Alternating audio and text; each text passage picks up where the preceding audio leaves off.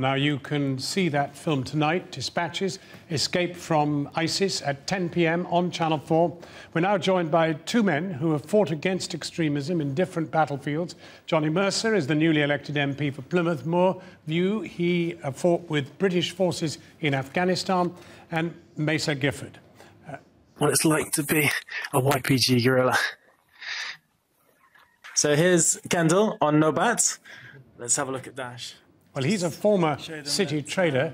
He went out to Syria to fight with Kurdish forces against IS last December and was deployed in the northeast as recently as last month after helping to liberate large swathes of territory from the Islamists. And we're joined from Birmingham by Shasta Gohir, chair of the Muslim Women's Network. But let me start with you, Mesa. You've been there, you've seen it.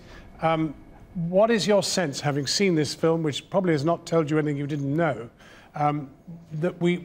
what can be done? I think it shows you exactly what kind of people we're up against, basically.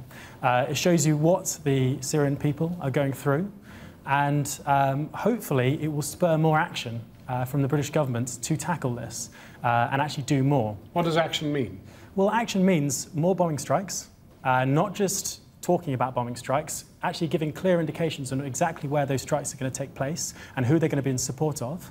It means supporting the YPG, or the Kurdish forces, politically in the northeast, and generally having a more cohesive policy, basically. Johnny Mercer, is any of that deliverable? Yeah, I think it is. I was really encouraged by the debate last week we had in the House of Commons, and you're beginning to see a bit of cross-party sort of cooperation on this. I think, we've seen this threat's only going to get closer, and we've seen the terrible events in Tunisia. And we do need, and the Prime Minister is absolutely spot on. It's not about individual measures. It's about a sort of multifaceted approach, of which, part of it is deliberate military action. But the problem is so complex in Syria. I mean, what do you do about Assad and the government? Yeah, the problem is complex in Syria. I mean, with things like this, it's often best sometimes to look at what's worked in the past and when did we come up against a level of violence like this. Certainly in 2006, 2007 in Iraq, we had the Sunni uprising, and people forget, 3,000 people were dying a month on the streets of Baghdad, and into that we did a sort of network hunting 24/7 intelligence-led operation against the guys who are running these networks. But that is only one part of it. We have to work really hard to go against the extremism of young minds in this country, so that we're not just fighting this on one front. Shasta Gohir, what do you make of what you've just seen in this film, and more particularly, what do you think can be done about it?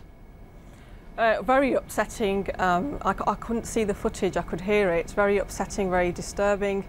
I do think more needs to be done, and I agree. I think we need multiple approaches. I think one thing that I'm really worried about, and I've read reports online to say that ISIS have enough stockpile of weapons to carry on for another 2 years. That means they have another 2 years to build up further stockpiles of weapons. So the question I have is, where are the weapons coming from?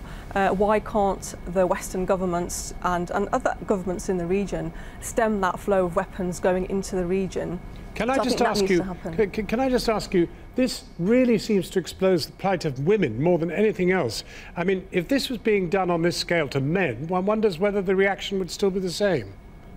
I think regardless of whether it's being done to men or women, I think we do need to intervene. I think this is the worst refugee crisis we've had in decades. I think more needs to be done on the humanitarian front as well. So I definitely think more action needs to be done. But I do think in terms of policies and strategies, we do need to not just look at the bombing approach, because obviously civilians will get killed as well, but why can't we stop them from getting the weapons, and who is supplying them with the constant supply of weapons? Let me go to Mesa, who's been there. I mean, who is arming ISIS? Could you tell? Well, it's very difficult, because I have to say this, that the equipment that they did have was very good quality. In fact, Western and better than our own. So it was clearly supplied from somewhere.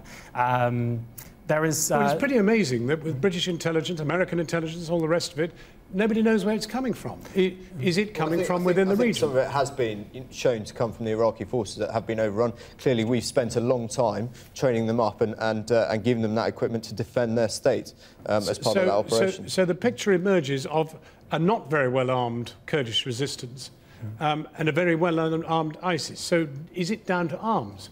Well, I think you're absolutely right. They captured an enormous amount of arms from the Iraqi army. I heard just recently that something 800 Humvees in Mosul alone. But there's no doubt that there is increased levels of uniforms, weapons, all types of military ordnance coming in from other places as well, and more importantly, funding as well.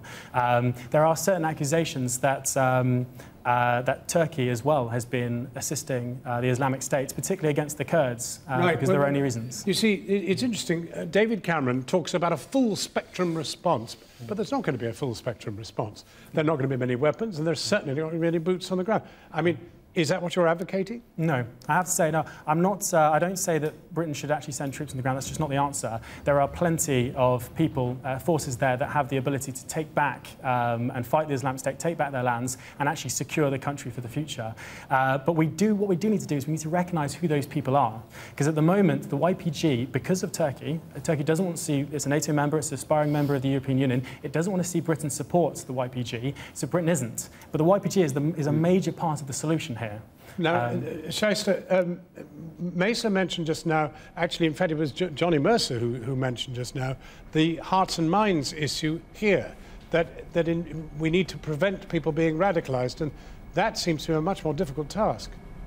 It's very difficult. I mean, I've been trying to understand myself and going onto Twitter and following jihadi accounts to see what rhetoric they're using, how they're trying to brainwash and manipulate people. I've also been going into schools. I was in a school yesterday talking about cohesion and radicalisation to try and find out, you know, why might a young person give up the luxuries and the comforts of the UK, also cut off family ties, knowing that you're not going to see your loved ones ever again, and to go across there. And it's really difficult to understand. And I've got a couple of theories, and obviously probably need people to come back and confirm those. What I'm concluding is there are young girls, probably between sort of 15 to 20, who don't know about their faith. They might have issues going on at home. They probably feel restricted.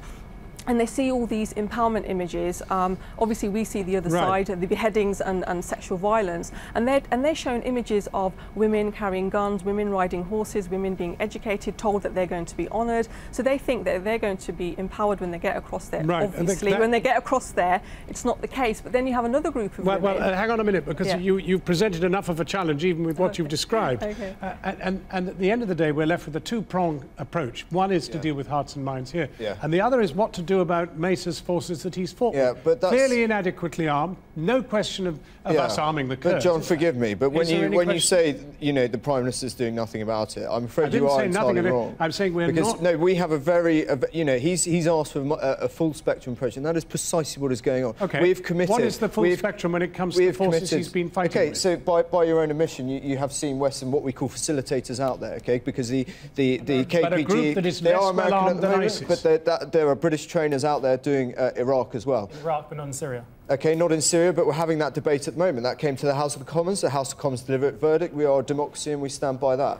You know, it would be, we're fighting against an enemy that clearly has no respect for any boundaries. And so, you know, absolutely it's right that we should be looking at Syria to defeat that. Well, I'm afraid we must leave it there, but I hope we can talk to you again. But thank you very much indeed for coming in, Mesa. Thank you, Johnny Mercer. And thank you, Shaista, indeed, for coming in from Birmingham. Thank you.